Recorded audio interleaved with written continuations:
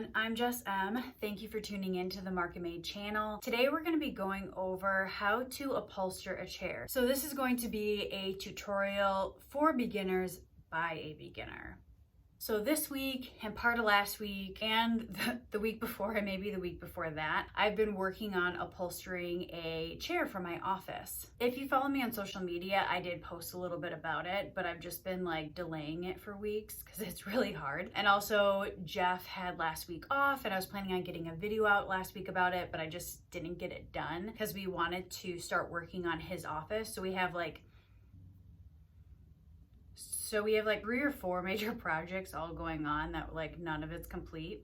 So we just started a new one. Of course, it's like way more intensive than what we expected, which is usually the case with most of our home renovations. So that is still in the works right now. Always expect the worst, but hope for the best. And don't let the expectations of the worst stop you from trying.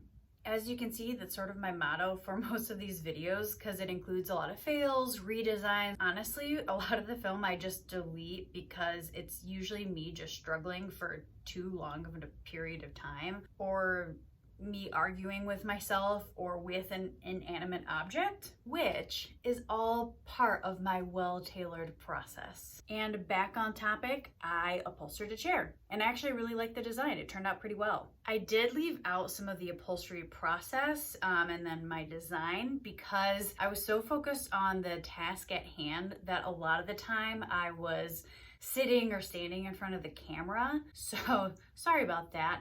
I will try to include it in my steps that I go over and hopefully that helps you out. But if you do have more questions, just comment below and I'll try to answer them. Or you can ask a professional. So here's what I did, and I'll go through the steps pretty thoroughly. I'll also include some of the recommendations that I would suggest to do it better than me and more professionally done. Also, if you haven't already, please subscribe to the Market Made channel and click on the notification button so you can stay up to date on all my videos and content. Or you can follow me on social media or check out my website, themarketdesigns.com, so you can sort of see my portfolio, products, services, all that jazz. And I'll make sure to include it in the description below as well, along with all my social media handles. Now, let's begin. So the first step and the most important is to pick your chair. It seems easy, but there's a lot of details that you need to consider before you pick a chair because it can really derail the rest of the process for you. Trust me. Mainly, you want to pick an easier battle for you, especially for your first go at it. So things to look for: cleanliness, that's like a big one. Does it have a animal or smoke smell? Can you easily take the chair apart and identify where to take the chair apart? How many estimated staples does it have in it? Also, is it comfortable? Make sure you try it out. What is the cost and can you negotiate it down? Make sure to negotiate. Another one is, do you like the wood? And if you don't, do you feel comfortable sanding it and then refinishing it? And I'm not kidding at all when I say it's probably the most important, because picking out your chair really will dictate the rest of the process for you, which leads into the second step, taking it apart. And if you don't get the first step right, this could get ugly for you. I spent hours taking apart, or attempting to take apart, I should say, a chair because it was so well upholstered. It had hundreds of staples in it. Honestly, it could have had like just over 1,000. There was that many staples. I wish I was exaggerating. I am not remotely exaggerating. There were probably like 20 to 50 staples like per row of material, and there were 5 to 7 layers of material. The rails of the wood had holes everywhere. Yeah, that it was like, it took me hours just to remove one side, which was just the flap covering the chairs, and then a half of one. It was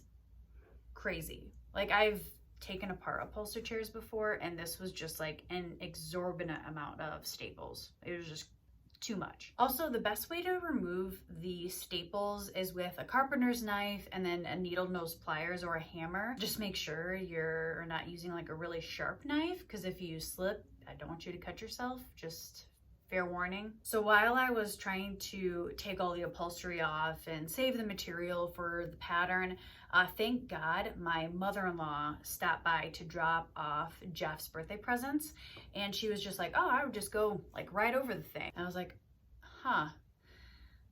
that's a really good idea rather than me spending hours more or days to take apart this chair. So I couldn't go over top of it because there were too many layers and staples. It was just like way too thick and intensive. So what I did was I was like, screw it, I'm taking a scissors to this thing. Also, I mentioned keeping the pattern. A lot of people that do this more often than me will actually keep the upholstery material as a pattern to work from, and it's a little bit easier, especially for beginners. If you're not really familiar with sewing, when you take off the staples and take it apart, you want to try to keep the material to keep it as a pattern you can work from. That's just pretty easy. I did not. I just bagged it, just trash can. Plus it was in tatters anyways from me taking scissors aggressively to it. Another way you could do this step is by taking apart the chair entirely, especially if you're going to be working on the wood, or if you just take off the seat cushion, because a lot of chairs like this, you can just remove the seat part and upholster it. It just depends on what's going on with your chair, because there's a lot of steps that could come up or be eliminated depending on the type of chair you pick out. For me, I decided not to take it apart because I really had to go over the wood just because of the mass amount of staples that were already in the wood, and it made it look really bad. So I just decided not to even try to take it apart and just go right over the wood. The third step is to clean the cushion or replace or remove the cushion. Once again, if you pick the wrong chair and it's unclean or has a smell to it, there are some remedies with that, but it might create more work for you, especially if you have to replace the cushion. I'm not including that step in this video. You would have to get that from another video. Sorry. So once I took it apart, I cleaned the chair naturally by just letting it sit in the sunlight for like an hour. Sitting it in the sunlight longer is probably best, but I only had an hour of sunlight. So then I went back and added baking soda, which really helps eliminate smells too. I let it sit for a couple hours. It might be more, it might be less. I did a couple hours because I did something else. I'll look it up. There's probably specific times. I don't know what those are, but that's what I did. And then I just use a handheld vacuum to vacuum off the baking soda after you let it sit for a while. The fourth step, once you take apart your chair, you sort of know what you're working with in regards to the construction of it and the style. So now you can design the chair, which is the fun part. Pick your color scheme, your layout, accessories, whatever you want. But really get creative with it. I mean, you can always just take it apart in the future. You're gonna teach yourself right now how to do this. Just have fun with it. Just buy an ugly pattern, put it on, and go for it. Personally, I went for like a Victorian contemporary look, which is sort of my thing, but it also goes with the general style of my office and my house because it's an old craftsman style house. So just have fun. And if you need help with it, comment below, or you can actually reach out to me directly on my website. The fifth step, order what you need. Staple gun, staples, because you know they never come with the darn thing. Furniture nails, that's about all I did. Baking soda, but you may need glue and a cushion. Can't think of what else. I don't know.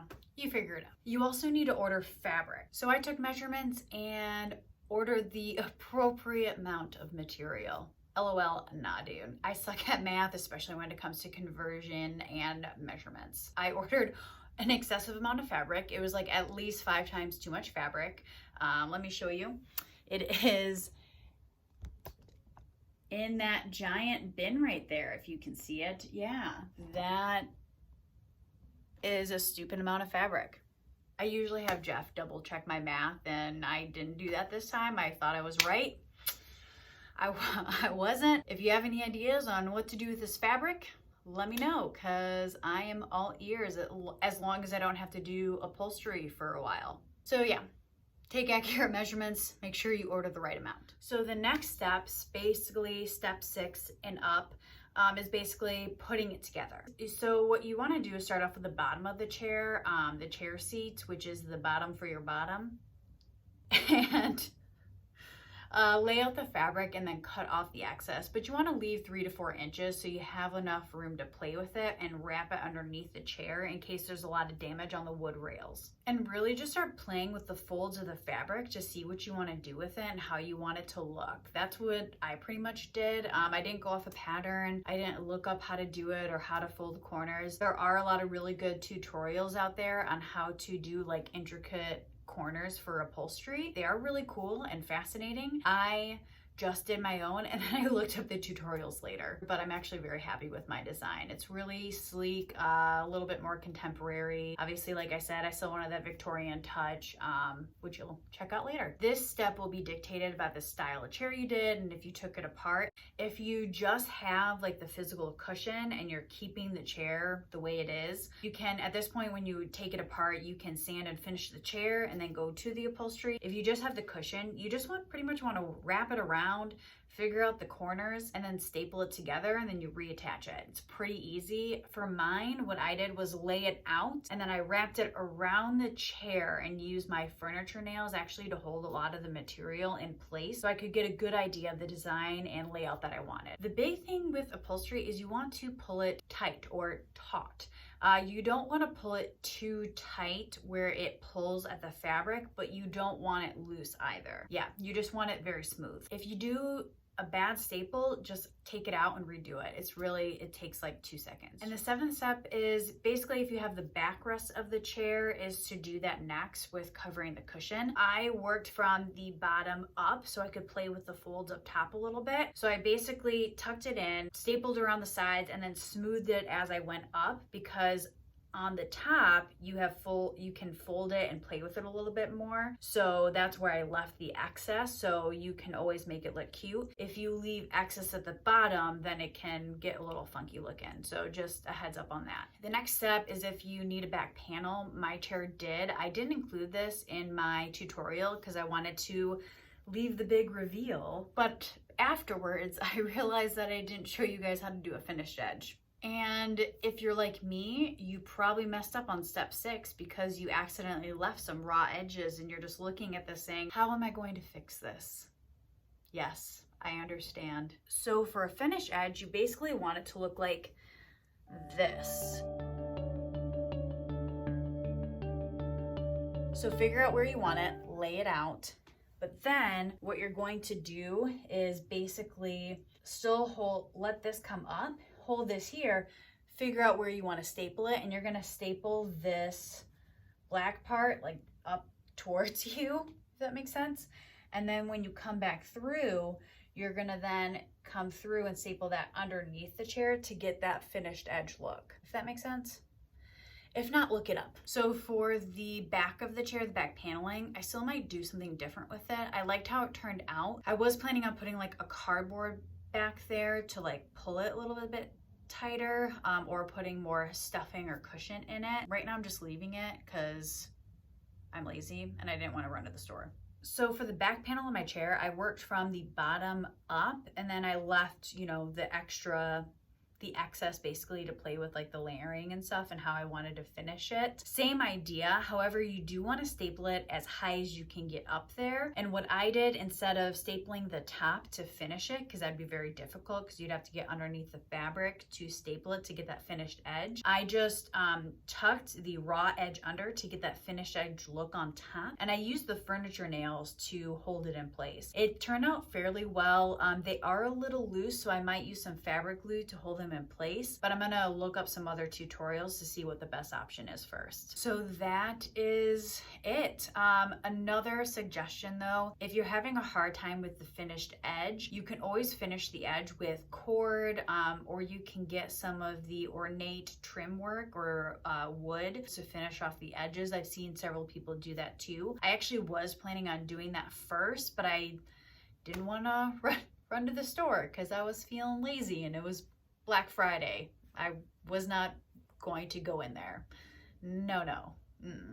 I still may in the future add a little bit of wood embellishment, but I actually do really like it the way it is, so maybe I won't. We'll see. But I can always take it apart, right? I have enough fabric to last me a lifetime of upholstery probably, so I can always do a different design in the future or play with it a little bit. So take a look at my final product and check it out.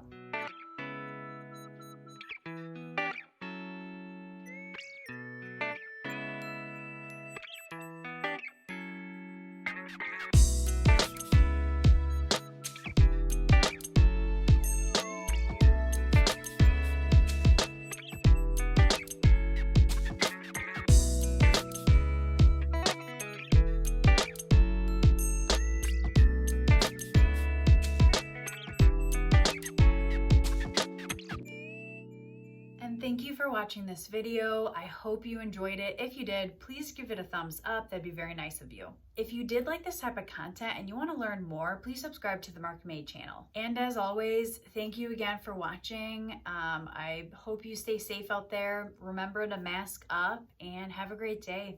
Bye.